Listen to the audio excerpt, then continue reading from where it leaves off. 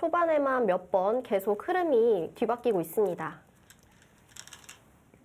네, 예상대로 진행됐죠. 그러니까 이 세 점을 살릴 수는 있어요. 흑이 여기 어떻게 붙이고요. 살리나요? 네. 이렇게 하고 뭐 지킬 때 호구 쳐서 이런 식으로 둬서 두 집 내서 살릴 수는 있거든요. 근데 이렇게 되면 이곳에 또 흑돌도 약해지죠. 좌쪽 흑돌. 그리고 선수는 백이 잡게 되고요. 네, 이런 식으로 사는 건 사실 굉장히 괴로운 겁니다. 손을 빼잖아요. 이거 분명히 후회하고 있을 거예요. 유차혁 선수의 생각이 이해는 됩니다. 그러니까 조금 더 득을 보기 위해서 여길 젖혀간 건데요. 하지만 백의 역습이 굉장히 좋았고요. 자, 네웨이핑 선수의 기량이 여전히 녹슬지 않음을 보여주는 이곳 우하 쪽의 절충이었습니다. 아직까지 날카로움이 남아 있습니다. 네. 유창혁 구단은 좀 실수를 만회하고자 좌하 쪽으로 좀 적극적으로 두어갔습니다. 네. 그러니까 또 네웨이핑 선수가 받아두는 것이 아니라 그러니까 이런 자리 받아주면 여기 밀어서 집을 좀 키워가겠다 이런 생각이었는데 네웨이핑 선수가 받아주질 않았어요. 지금 백 입장에서는 그냥 하변을 잡아두는 건 어떤가요? 물론 잡아둘 수도 있습니다. 하지만 이제 한 수를 들여서 잡는 것보다는 상대방이 여길 살려고 하더라도 나중에 살려주는 한이 있더라도 뭐 두터움이 쌓이고요. 그리고 선수도 잡을 것이고 그렇기 때문에 지금은 또 큰 자리를 가는 게 좀 더 좋아 보입니다. 네, 좀 알맞게 살아두었고요. 이렇게 돼서 초반 진행은 일단은 백이 약간이라도 득점을 한 그런 모습입니다.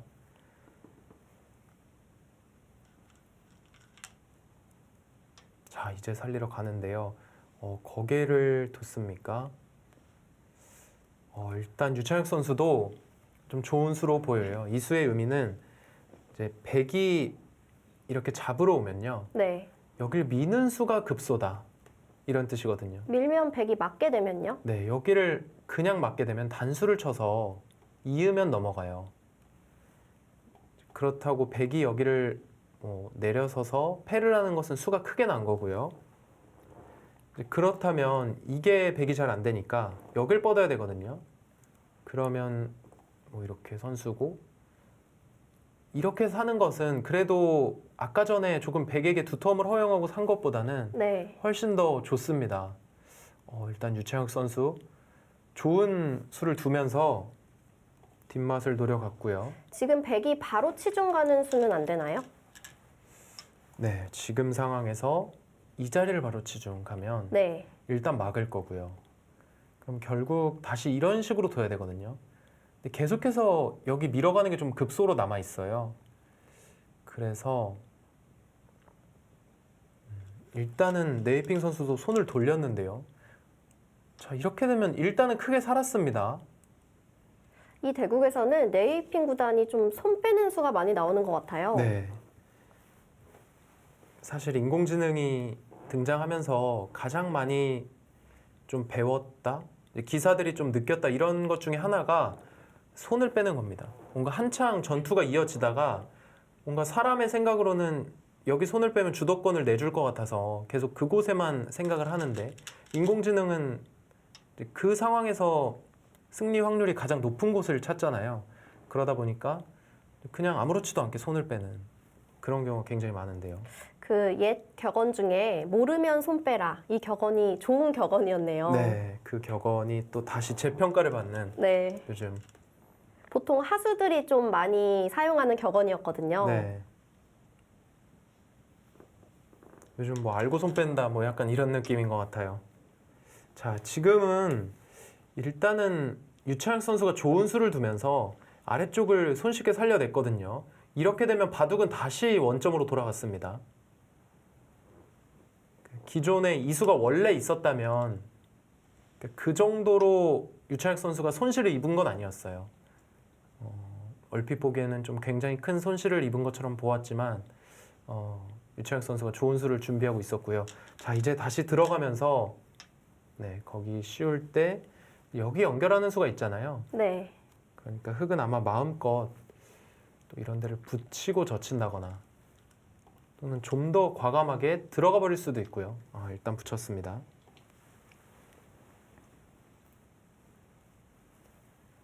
자, 네이핑 선수가 이제 최근에 시니어 대회가 여러 개 생기면서 조금 모습을 드러내고 있는데 사실은 그 전까지는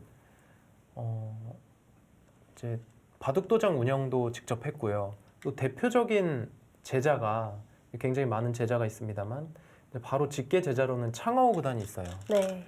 중국의 창하오 구단으로 말할 것 같으면 이창호 구단의 가장 라이벌이라고 볼 수 있거든요. 근데 어떻게 보면 좀 안타까운 게 네이핑 선수가 선수로 뛰던 그러니까 전성기 선수 시절에 조은현 선수에게 한번 막혔잖아요. 네. 그 이후로 이제 뚜렷한 어떤 모습 못 보여줬었는데 이제 자신의 제자인 창하오 선수도 조은현 구단의 제자인 이창호 선수를 만나면 힘을 못 쓰는 겁니다. 그러니까 창하오 구단도 중국 내에서는 중국 랭킹 1위를 굉장히 오랫동안 했고요.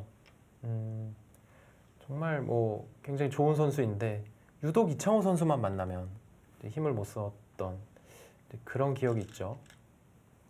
좀 그 관계에 있어서는 중국 선수들이 아픔이 있네요. 네.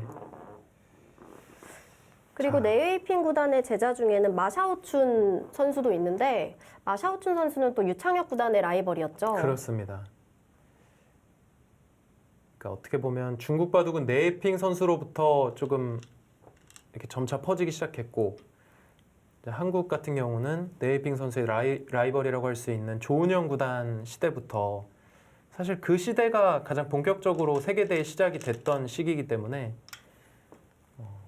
굉장히 한중을 대표하는 라이벌이다 이렇게 볼 수 있겠고요.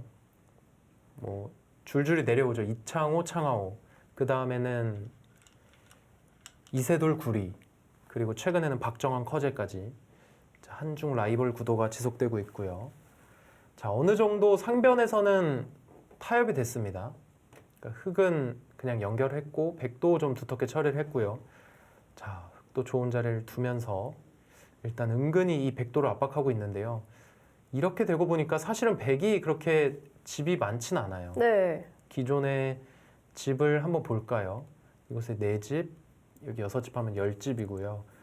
상변 쪽 형태를 일단 집만 보면 한 15집 정도의 모양이거든요. 그러면은 합쳐서 25집입니다. 그렇다면 흑집은 이곳이 13집, 아래쪽이 10집, 23집, 여기 5집, 28, 30, 40집이 넘거든요, 흑은. 자, 일단 집으로는 훨씬 많네요. 지금 유창혁 선수가 집으로 훨씬 많고요. 유창혁 구단 스타일이 원래 두텁게 두는 바둑을 구사하는 스타일인데 지금 은근히 실리가 많아요. 네. 사실 세계 최고의 공격수라는 별명을 갖고 있는 유창혁 구단이지만 이제 전성기 시절 당시에도 좀 기풍이 변했다는 말을 많이 들었습니다. 이제 공격에만 치중하는 게 아니라 이제 공격을 통해서 집을 벌고 또 실리에도 굉장히 민감한 모습을 보였었거든요. 이 바둑을 보더라도 실리에 굉장히 민감하게 지금 반응하고 있고요. 뭔가 네이핑 선수로서는 지금 승부처를 찾아야 돼요. 찾지 못한다면 그냥 집 부족에 걸릴 수가 있습니다. 거길 치봤습니까? 여기를 끼워 있게 되면 양쪽이 약점이 있지만 지금 여기를 호구 치면 괜찮다. 여기를 끊더라도 뚫게 되면 오히려 4점이 잡히죠. 네. 자, 일단 준비가 되어 있고요. 유창혁 선수는. 백은 4점을 잡힐 수는 없을 것 같은데요. 네. 이제 그렇다면 단수 치고 호구 칠 때 받고요. 흑도 받는 진행이 예상됩니다. 이렇게 되면 흑이 우세네요. 바둑이.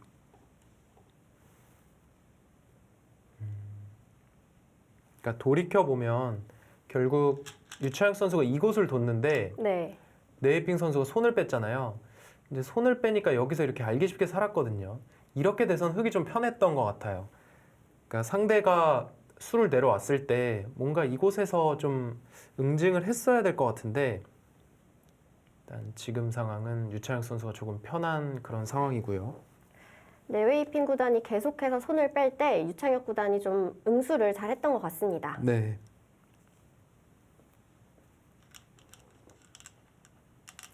유창혁 선수가 세계 최고의 공격수라는 별명을 갖고 있다면 네이핑 선수는 철의 수문장이라는 별명을 갖고 있거든요. 네, 네이핑 선수는 그 당시에 중일 슈퍼대항전이라고 해서 이제 80년대 중반쯤에 열렸던 중국과 일본의 연승전입니다. 이제 그 대회에서 일본에 당시에 굉장히 유명한 선수들이 많았어요. 뭐 다케미야 마사키, 오다케 히데요, 고바야시 고이치 뭐 이런 정말 정상급 기사들이 굉장히 많았는데요. 그 당시에는 일본 바둑의 전성기였잖아요. 그렇습니다. 그런데 그 모든 선수들이 이 철의 수문장 네웨이핑 선수만 만나면 모두 연전 연패를 하면서 그 대회에서 중국 팀이 우승을 여러 차례 연속으로 차지를 했거든요. 그러면서 얻게 된 별명이 철의 수문장이라는 별명인데 그 중일 슈퍼대항전 이야기를 하시니까 좀 재밌는 일화가 생각이 나는데요. 당시에 일본의 최정상급 기사 3명이 남아서 이제 우리가 지면 삭발을 하고 일본에 돌아가겠다라고 네. 했는데 이제 네웨이핑 구단이 3분이 삭발하신 모습을 꼭 보고 싶다라고 도발을 한 뒤 다 네. 물리쳤다고 합니다. 그렇죠. 굉장히 유명한 일화고요. 네. 사실은 뭐 저희가 태어나기도 전에 있었던 일이지만 워낙 유명하다 보니까 뭐 어떤 책이나 또 뉴스나 이런 것들을 통해서 저희가 접했던 그런 것이고 이제 그만큼 네웨이핑 선수는 중국 내에서는 바둑 영웅으로 대접을 받고 있습니다. 자, 네웨이핑 선수가 그냥 쉽게 둬서는 안 된다. 그래서 지금 4점을 포기했어요. 4점을 포기하고 중앙 쪽에 좀 더 힘을 실었거든요. 근데 문제는 여기를 돌파할 때 끊어야 되잖아요. 네. 이런 식으로 나가게 되면 이 흑도를 뭔가 공격을 할 수가 있어야 되는데 지금은 공격을 하려고 해도 그냥 중앙 쪽으로 계속 머리를 내밀면은 쉽게 타개가 되는 모습이거든요. 그리고 지금 흑이 한 점 나가는 수도 좀 기분이 나쁘잖아요. 백이 끊었을 때. 백이 자, 흑이 여기를 뚫고 이렇게 하고요. 뭐 이쪽을 뒀을 때 네. 이렇게 나가는 거예요. 네. 나가는 것도 충분히 노릴 수가 있습니다. 여기는 단수 치고 호구 치는 게 선수지만 흑도 들여다보는 게 선수예요. 그러면 이렇게 강력하게 둘 수도 있습니다. 흑이. 이제 백도 약점이 많으니까요. 그렇기 때문에 일단 불리하다고 본 네웨이핑 선수가 조금 이제 승부를 걸어간 거는 맞는데요. 자, 일단은 유창혁 선수 입장에서 뭐 크게 어렵지 않게 타개가 가능할 것 같고요.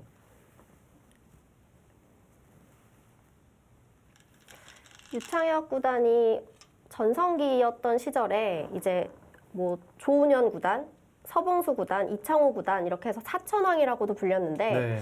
요즘 프로기사랑 좀 비교를 한다면 어떤 프로기사와 비슷할까요? 유창혁 선수가요. 네.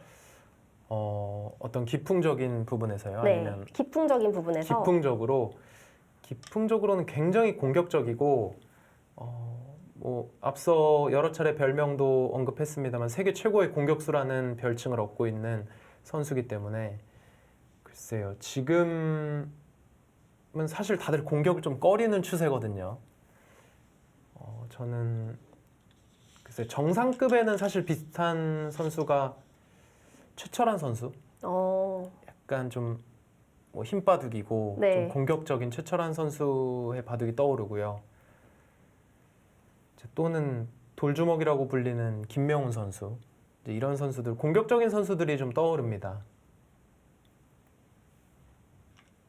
지금 한국의 정상급을 본다면 박정환, 신진서, 김지석, 그리고 뭐 강동윤, 이동훈, 변상희 이런 선수들인데 이 선수들 모두 좀 실리에 민감하고 아무래도 타계에 능한 선수들이거든요. 좀 얘기를 하다 보니까 김지석 선수가 그래도 조금 비슷할 수 있겠네요. 저는 이제 제가 질문을 할 때 김지석 선수 이름이 제일 먼저 나올 줄 알았거든요. 아, 네. 김지석 선수가 저도 순간적으로 생각을 좀 못했는데 네. 생각해보면 좀 비슷할 수 있겠습니다. 자, 비슷한 의미죠. 여기를 그냥 날일자 가면서 흑도를 뭔가 공격하겠다 이런 뜻이고요. 과연 유차혁 선수가 여기까지 나갈까요? 근데 저는 여기는 안 둘 것 같거든요. 바둑이 집이 많은 상태고 타게만 하면은 유리한 상황이기 때문에 단수를 치고 이런 식으로 한 칸 띄어서 뭔가 안형을 얻을 것 같은데요.